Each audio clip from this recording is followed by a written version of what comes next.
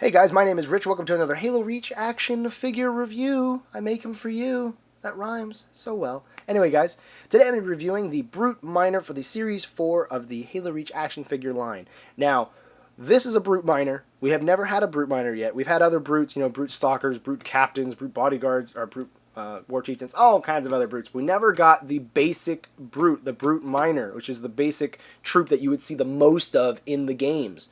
But finally, in Series 4 of the Halo Reach line, we finally got one, and I gotta say, if you stop the video right now, I'm going to give him a 5 out of 5. I'll tell you why in a minute, but I'm just saying he is a great figure. I'd recommend you pick him up.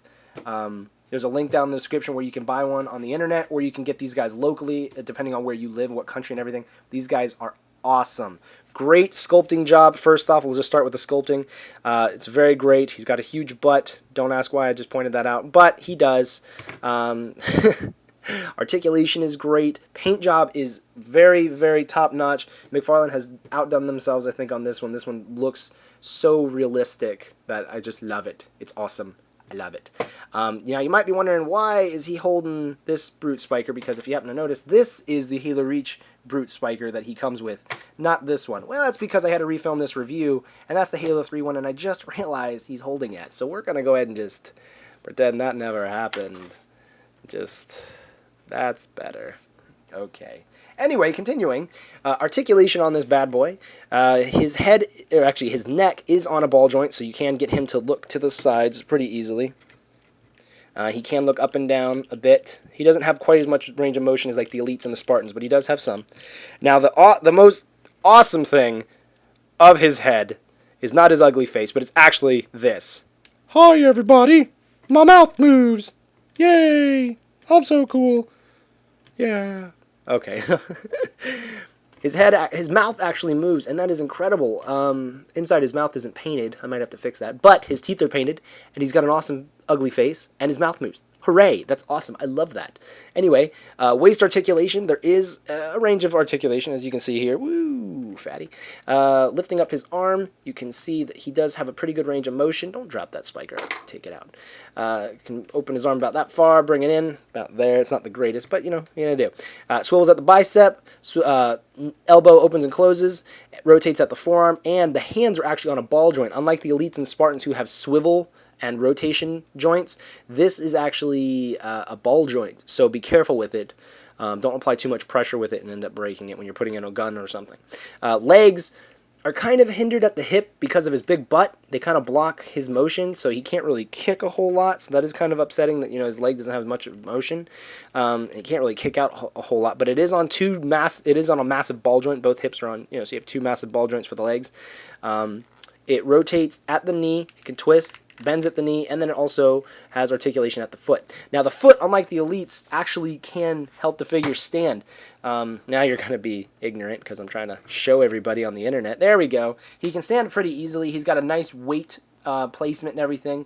So even though his feet are actually rounded, and I was worried about that at first. Ooh, I bumped my camera. I was actually worried about that at first. Unlike the Elites, he can stand pretty easily. So that's a good job. He comes with 2 accessories, 1 plasma grenade, which he has nowhere to put that on him, and it also comes with a Brute Spiker. Now the Brute Spiker from the Halo Reach line is actually smaller in comparison to the Halo 3 one. I have no idea why. That's actually the first gun from the Halo Reach line to be smaller than the previous Halo 3 comparison, so I don't know what happened there. The paint job on this thing is great. The only thing that I do have a complaint of is if you notice here on the Halo 3 blades, ow, it is kind of prickly. Prickly. That's the word I was looking for. Sharp. You could hurt yourself if you stab yourself in the head. This one, however, is totally shaved off and is blunt, just like the Halo Reach Energy Sword from the Spec Ops Elite from Series 3.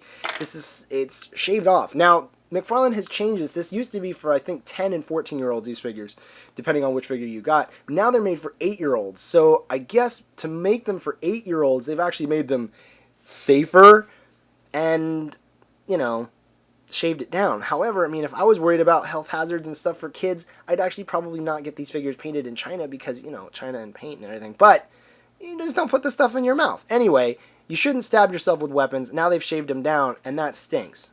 Personally, I'm not in favor of that. Anyway, to be able to get the Brute to hold his spiker, I'm going to show you how to do this real quick.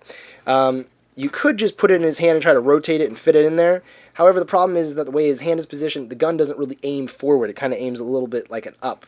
What you can do, you got his index finger, middle finger, and pinky finger, just for basis. Okay, so what you do is you take the gun, put it in his hand, then take this little loop right here and loop that in between his middle finger and his pinky. And he should have it aimed.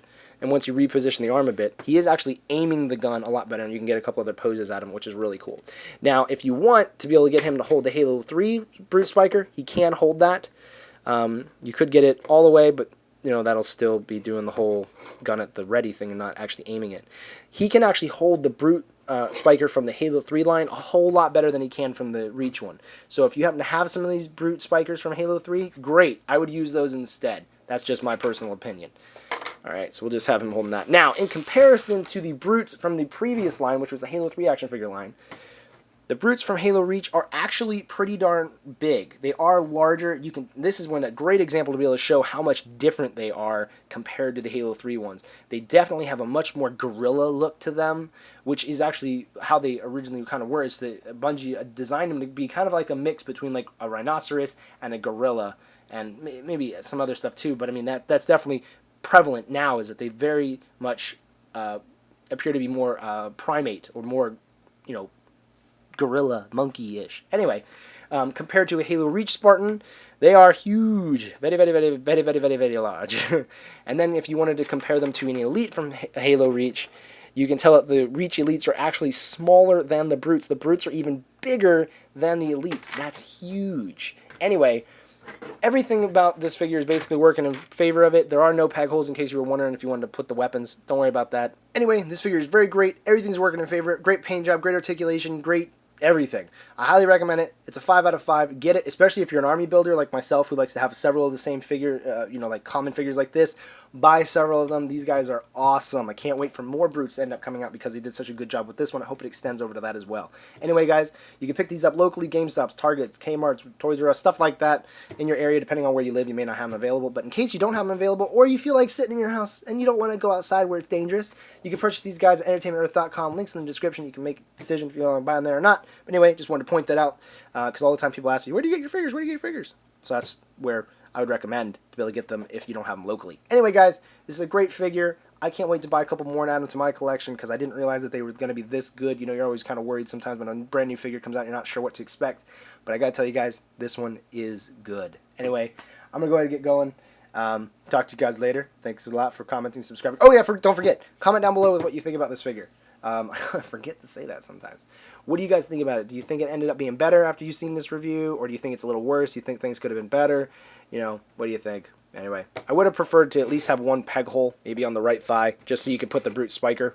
But anyway, thank you guys very much for watching. Talk to y'all later, and bye-bye-bye-byes.